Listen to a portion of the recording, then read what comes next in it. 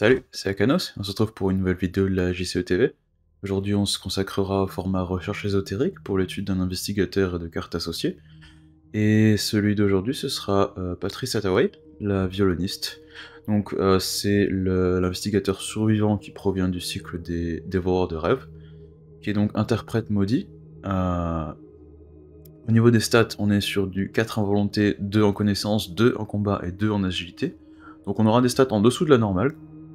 Même si 4 en volonté sera quand même utile défensivement et pour jouer certaines cartes, surtout que Survivant possède plusieurs options pour améliorer ses scores. On est sur du 7 en vie, 7 en santé mentale, donc un équilibre standard, pas vraiment quelque chose d'impressionnant, mais pas vraiment quelque chose de faible non plus, surtout en Survivant.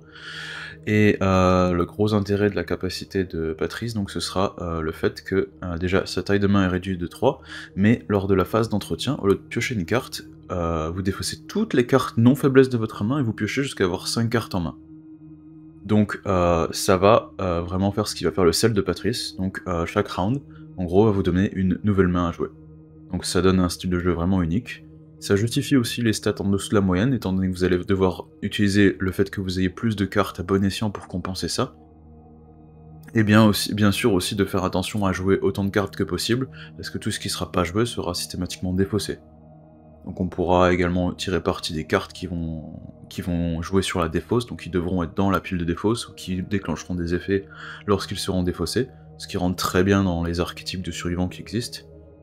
Et aussi le signe des anciens, donc on est sur un +1, et après la fin du test, vous avez le droit de mélanger toutes les cartes de votre pile de défausse, sauf une dans votre deck.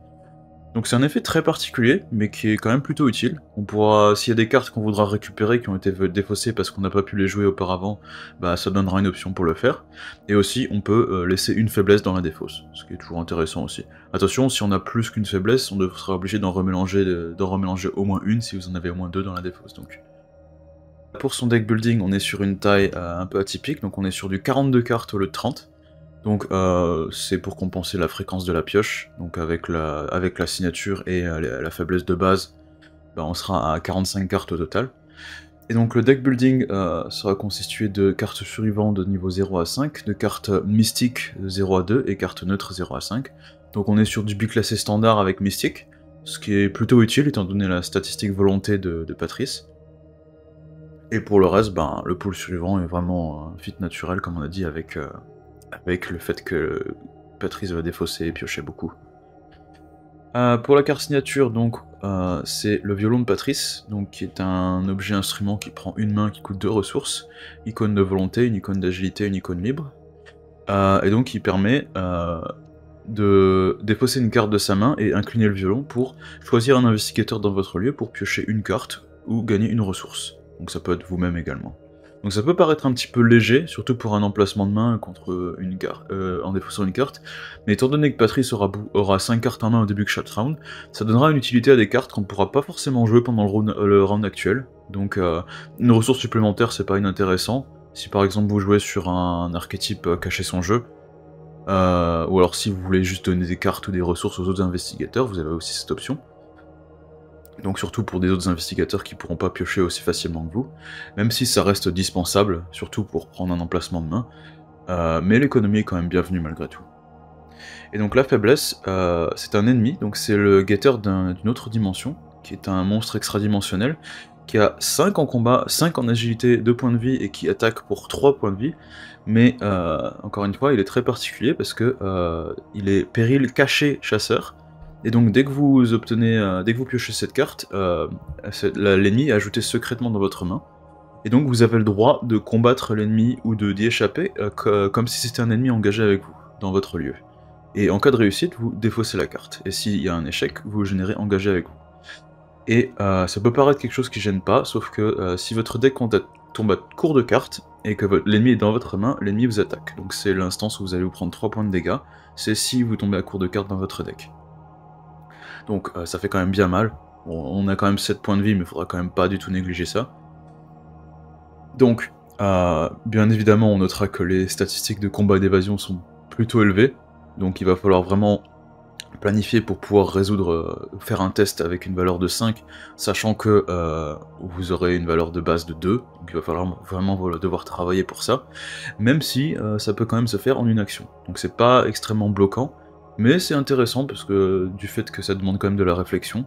Et à noter que cette carte ne sera pas défaussée à l'entretien, du coup vous serez restreint, vous devrez piocher que 4 cartes au lieu de 5 à l'entretien. Donc ça réduira votre capacité de pioche d'une manière aussi. À noter que les règles des cartes cachées stipulent que vous ne pourrez jamais la défausser aléatoirement par un quelconque effet. Donc c'est pas la peine d'espérer faire des trucs un petit peu bizarres avec une défaussée aléatoire, ça fonctionnera pas. Les cartes cachées, c'est contre les règles de les défausser aléatoirement. Donc globalement, on a un investigateur avec un style de jeu complètement unique, donc il n'y a vraiment personne d'autre qui joue comme ça, ce qui le rend extrêmement intéressant à jouer. Donc chaque round, c'est en gros un nouveau puzzle à résoudre, qui est thématiquement aussi parfait pour le survivant. Donc improviser avec ce qu'on trouve, ce qu'on a dans la main, bah, c'est vraiment, on est en plein dedans. Patrice va pouvoir se construire de plein de manières différentes aussi, donc même si ça peut faire un petit peu peur du fait que bah, on est vraiment sur un plat où il va falloir improviser, trouver des choses et s'en sortir du meilleur qu'on peut. Et bah, après, le cyclage du deck rapide va permettre de trouver ces cartes plus rapidement que d'autres investigateurs, sans forcément avoir besoin de cartes pour piocher davantage ou des cartes pour chercher dans son deck. Donc avec ça, vous allez juste vraiment faire en sorte de construire votre deck de façon à ce que toutes les cartes que vous piochez soient plus ou moins utiles. Donc les statistiques sont quand même un petit peu faibles, on est quand même sur 10 points le 12, donc avec 2 sur toutes les stats actives, sauf la volonté qui est à 4. Donc on va faire davantage attention aux icônes de compétences des cartes si on veut les commettre quand on peut pas les jouer. Et il y a aussi un petit problème qui est assez secondaire mais qu'il faut pas ignorer non plus, c'est que cycler rapidement son deck va dire qu'on va potentiellement piocher des faiblesses plus souvent. Donc si vous avez des faiblesses de base qui vont être particulièrement en retort, ça va être un petit peu chiant si vous allez les piocher 2 voire 3 fois dans un scénario. Donc c'est quelque chose quand même à garder en mémoire avec Patrice. Et encore une fois, le cyclage de deck rapide, c'est un gros avantage, mais ça peut être aussi un défaut, tout simplement, parce que si vous n'avez pas le temps de jouer les cartes, parce que vous êtes engagé avec un ennemi ou vous êtes dans une situation qui ne vous permet pas de les jouer, bah les cartes seront défaussées avant que vous pouviez les jouer. Même si vous avez des options de récursion avec survivant, il va quand même falloir travailler là-dessus pour éviter ce problème. Et donc pour ça, on va regarder 5 cartes et un outsider, donc qui seront focalisés sur la capacité à Patrice de piocher des fossés rapidement, tirer parti de sa stat de volonté aussi. Et donc on va commencer tout de suite avec ce que je considère vraiment la deuxième signature de Patrice, et ce sera Acculé. Donc Acculé, c'est un talent, un soutien survivant qui coûte 2 d'expérience, 2 ressources, commettre pour une icône de volonté et de combat, et donc qui dit tout simplement, pendant un test, vous pouvez défausser une carte de votre main pour gagner plus 2 à votre valeur de compétence pour le test. Donc limite une fois par test. Donc, inutile de préciser, avec Patrice qui va piocher 5 cartes à chaque round, c'est des boosts à foison. À chaque test, toutes vos cartes deviendront des courages inattendus. Donc ça va permettre de gonfler les stats sans problème, ça va permettre de compenser les stats faibles qui sont pas la volonté de Patrice, pour quand même faire des tests de compétences en étant sûr d'avoir des valeurs boostées. Et il faut aussi noter que c'est une carte qui est cumulable.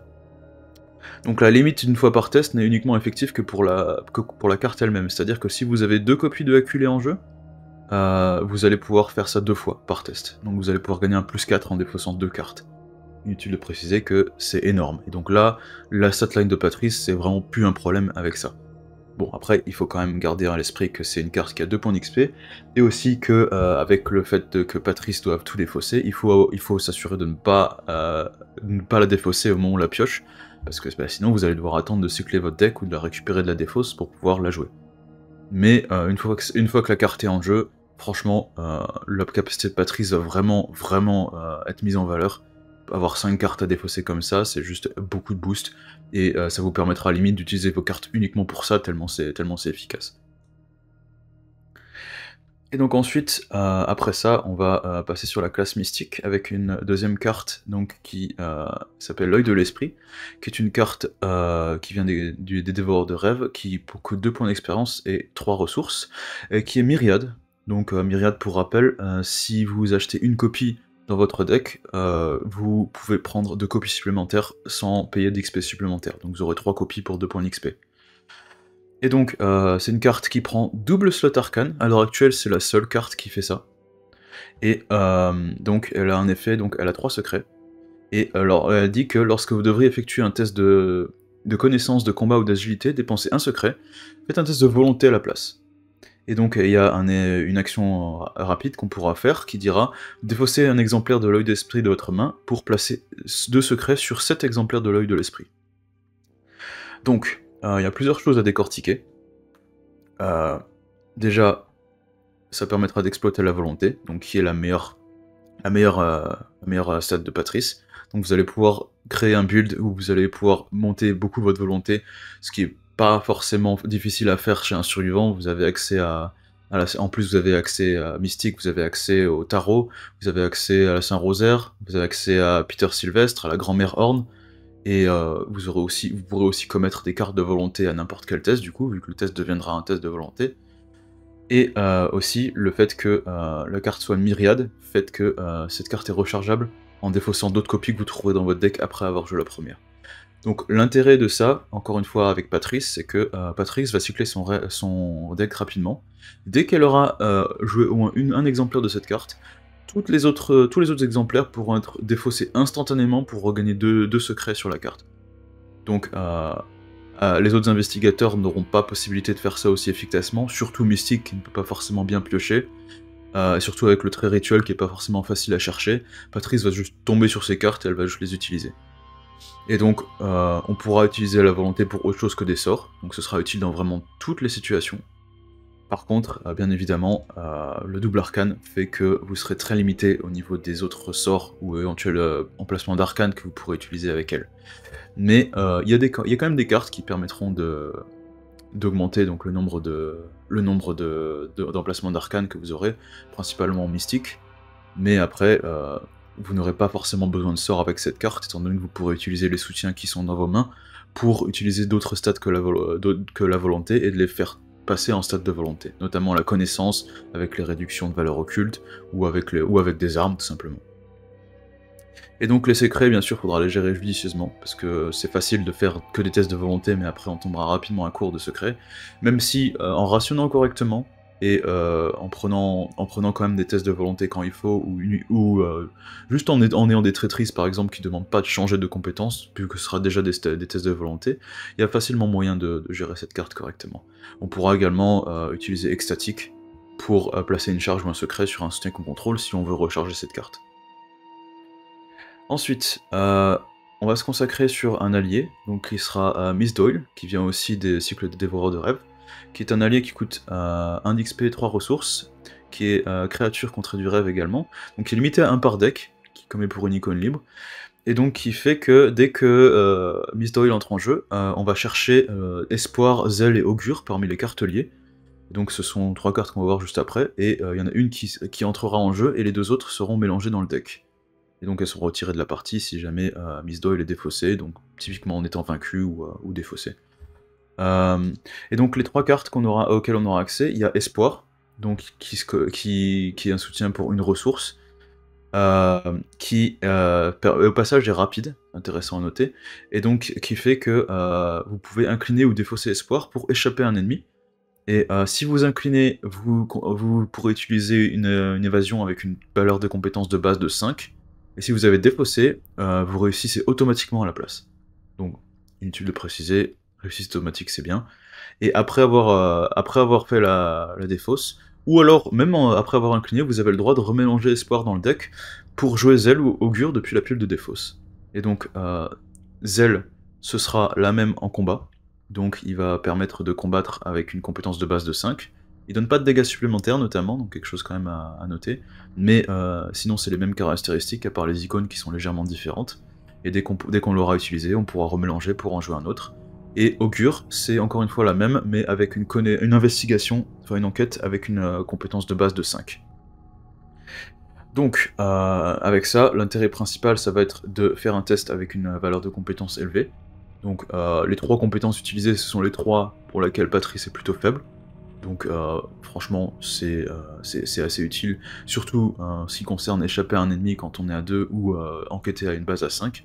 ça peut donner des résultats franchement bien, et notamment ça peut être utilisé pour s'occuper de sa propre faiblesse, étant donné qu'on est sur un test à 5 en combat ou 5 en agilité. Vous pourrez faire à 5 contre 5, mais pour ça vous pourrez également juste le défausser pour réussir automatiquement, et ça permettra de défausser la faiblesse juste en une action. Donc il faudra juste défausser la carte soit espoir, soit zèle, au choix. Et donc avec ça, vous pourrez en rejouer un autre juste après, donc ça vous ralentira pas trop, et c'est très intéressant pour gérer la faiblesse de Patrice en particulier. Donc à noter quand même qu'un seul des chats peut être en jeu. Si vous en jouez un, vous défaussez systématiquement les deux autres, même s'ils sont en jeu, ouais. Et donc c'est aussi récursif, donc le fait de pouvoir rejouer de la pile de défausse permettra de ne pas avoir la pression dans la mesure où Patrice, si jamais elle a une de ses cartes dans sa main, elle pourra la commettre ou juste attendre la fin du round pour qu'elle soit défaussée, et ensuite elle pourra la rejouer de la défausse après avoir fait l'action d'une des autres cartes chats donc, qui existent. Donc, il faudra quand même garder à l'esprit que chaque carte que vous allez jouer coûtera une ressource, donc ça peut vite jouer sur l'économie si vous commencez à utiliser ça beaucoup. Il y a une petite dose d'aléatoire aussi, parce que déjà vous savez pas quel chat vous aurez en premier parmi les trois, mais une fois que ça s'est passé, bah, vous aurez pas trop de problème à utiliser cette carte. Et au niveau du coût en ressources, vous aurez également la possibilité d'utiliser la baguette d'animalisme, donc qui vient des confins de la Terre, pour mitiger l'effet. Donc étant donné que la baguette d'animalisme donne déjà des emplacements supplémentaires pour des soutiens créatures, donc vous allez pouvoir jouer Miss Doyle comme si c'était un charisme en fait, donc vous n'allez pas devoir payer le slot allié pour ça, et donc qui réduit aussi le coût de 1 des créatures que l'on joue. Donc les chats que l'on joue passent à 0 ressources pour les jouer. Donc ça peut quand même être vachement intéressant, dans la mesure où vous allez pouvoir rejouer les chats indéfiniment après chaque action, sans aucun coût, à condition qu'ils soient déjà dans la défausse. Et dès que vous allez défausser une carte, de toute façon vous allez la remettre dans la défausse, et dès que le chat que vous aurez joué sera défaussé de nouveau, vous pourrez rejouer celui que vous aviez juste avant. Et donc vous pourrez doser en fonction de la situation, et c'est aussi très dynamique à jouer, ce qui est plutôt fun en vrai.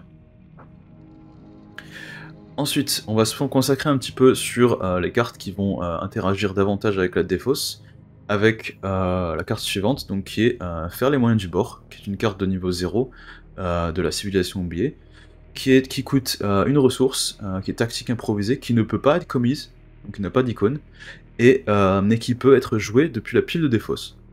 Et donc l'effet qu'elle a, c'est enquêter, le lieu perd -1 de valeur occulte pour l'enquête, et si vous jouez Faire les moyens du bord depuis la pile de défausse, gagnez un indice supplémentaire dans votre lieu en cas de réussite. Donc la partie négative de la carte, ce sera qu'il faut normalement la jouer pour ensuite la défausser, pour ensuite profiter de l'effet de la rejouer de la défausse et d'avoir un indice supplémentaire. Mais une fois que ce sera fait, vous aurez 2 indices avec -1 en difficulté, c'est pas inintéressant. On voudra quand même faire attention à ce que ce soit dans la défausse. Mais ça tombe bien, Patrice va défausser automatiquement cette carte à la fin du round. Donc si vous avez cette carte, vous aurez juste à attendre. Et elle va toute seule se mettre dans la défausse, et après vous pourrez la jouer de la défausse, vous pourrez la remélanger après. Et avec ça, vous pourrez avoir 2 indices, et ce sera remélangé dans le deck. Vous allez la repiocher, vous allez la redéfausser, et ensuite vous pourrez la rejouer de la défausse. Donc on a une récursion qui est juste excellente, qui permet de récupérer 2 indices. Et au passage, je vais quand même noter, dans la même catégorie, il y a Arme improvisée et Barrière improvisée, qui donc sont des cartes avec un effet très similaire. Donc Arme improvisée permet d'attaquer avec -1 en combat pour l'ennemi, et si c'est joué depuis la défausse, c'est +1 dégâts infligés, en cas de réussite. Et Barrière improvisée, c'est l'équivalent en évasion, donc l'ennemi aura -1 en évasion, et si c'est joué depuis la défausse, vous pourrez échapper à un deuxième ennemi supplémentaire. Mais ça joue en fonction des points de réussite. Donc je trouve que ces cartes sont moins intéressantes que Faire avec les moyens du bord, étant donné que l'effet supplémentaire de Barrière improvisée est plutôt moindre, vu qu'il faut réussir à X, et l'effet d'Arme improvisée, 2 dégâts pour d'un événement qu'il faut d'abord défausser. Il y a des cartes plus intéressantes pour le combat, mais si vous voulez jouer autour du fait de défausser et de rejouer ces cartes, vous pouvez quand même les mettre dans votre deck, étant donné que vous y aurez toujours accès, vu qu'elles seront dans votre défausse.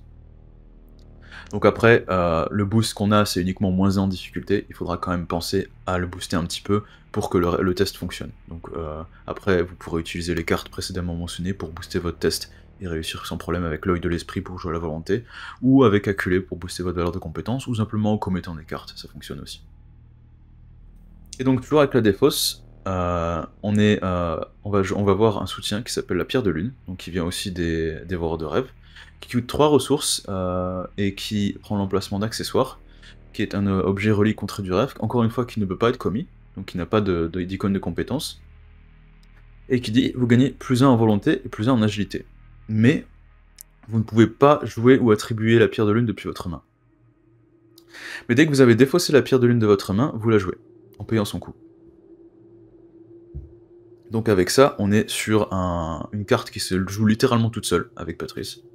Vous aurez de la carte dans votre main, vous allez juste attendre l'entretien pour défausser automatiquement, et vous allez pouvoir jouer la carte, sans action.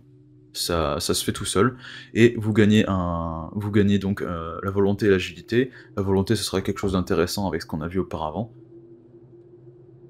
Donc après, on aura de multiples synergies possibles, donc encore une fois, avec le violon de Patrice, ou avec Acculé, vous pourrez aussi volontairement défausser avant même d'atteindre l'entretien pour jouer la carte. C'est écrit, vous pouvez pas commettre ou jouer la carte, mais vous pouvez la défausser avec un de ses effets. Donc vous pourrez faire ça pour la mettre dans votre pile de défausse, en plus gagner un bonus derrière et en plus jouer la carte. Donc vous allez vraiment faire beaucoup sans forcément faire d'action pour la jouer. Même si bon, on est sur un slot accessoire, donc il faudra faire attention à bien gérer ça, éventuellement prendre un chasseur de reliques pour pouvoir en avoir. Mais c'est intéressant de noter par contre que vous pouvez en avoir 2. Donc vous pourrez gagner +2 en volonté et en agilité si vous avez les 2 slots pour. Mais il faut quand même faire attention à avoir les ressources au bon moment, parce que si vous avez la carte que vous la défaussez, et que vous n'avez pas assez de ressources pour la jouer, bah la fenêtre pour la jouer sera dépassée, et vous allez devoir la récupérer de la défausse, ou alors attendre de cycler votre deck pour pouvoir retomber sur cette carte et la rejouer. Donc quand même quelque chose à garder en mémoire. Et donc, après ça, on a l'Outsider. Donc l'Outsider, ce sera une nouvelle venue, donc c'est la veste de chasse, qui vient du festin de Hemlock Vale, donc qui est un soutien qui prend l'emplacement de corps, qui coûte 2 d'XP et 2 ressources, et donc c'est un objet vêtement qui commet pour une icône d'agilité qui dit que lorsque vous inclinez la veste de chasse, vous pouvez choisir une carte non faiblesse de votre main, et vous pouvez l'attacher face cachée à la veste de chasse. Ensuite, vous gagnez une ressource pour chaque carte attachée. Et donc dès que la veste de chasse est vaincue, vous allez pouvoir piocher chaque carte attachée. Donc c'est une très bonne option d'économie, étant donné qu'à chaque fois que vous allez attacher une carte, vous allez gagner une ressource, ensuite vous allez gagner 2 ressources pour la deuxième carte, et ensuite vous allez gagner 3 ressources pour la troisième carte, donc c'est 6 ressources à retardement, donc c'est très intéressant. Ça permettra d'encaisser bien sûr, parce que c'est une carte à 2 points de vie, 2 points de santé mentale, donc qui, je trouve, fait une très bonne amélioration par rapport au manteau de cuir, qui coûte 0 bien sûr, mais qui donne pas les options d'économie que cette carte propose.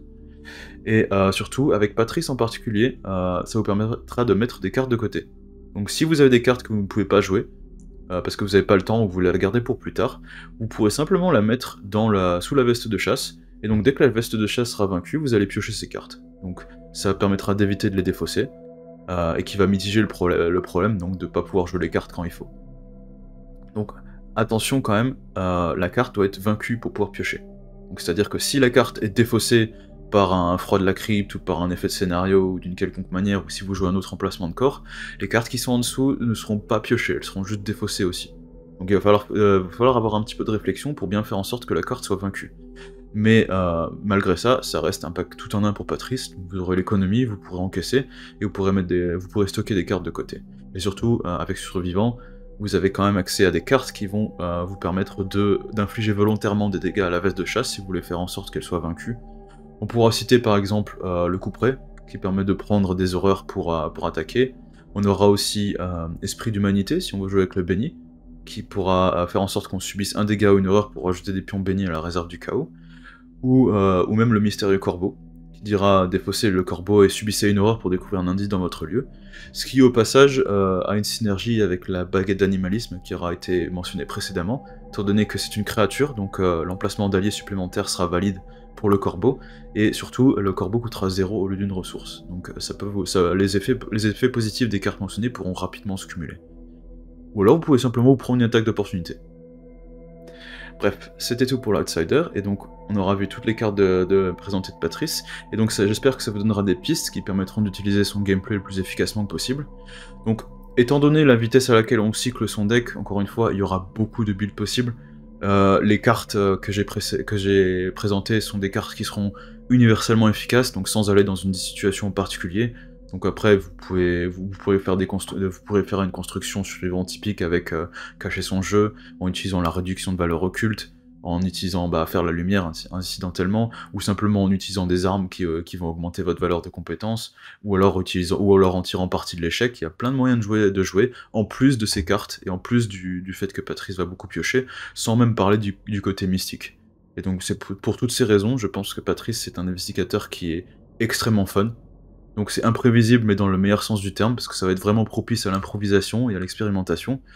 Et je comprends qu'il puisse faire un petit peu peur, surtout comparé aux autres investigateurs des dévoreurs de rêves, mais je pense franchement que c'est un investigateur qu'il faudra essayer, vous ne le regretterez pas. Voilà, c'est tout pour cette vidéo, j'espère que ça vous a plu, et n'hésitez pas à proposer des suggestions pour d'autres vidéos également, et n'hésitez pas à vous abonner, à aimer la vidéo, et à partager la vidéo à d'autres personnes. Merci, à plus!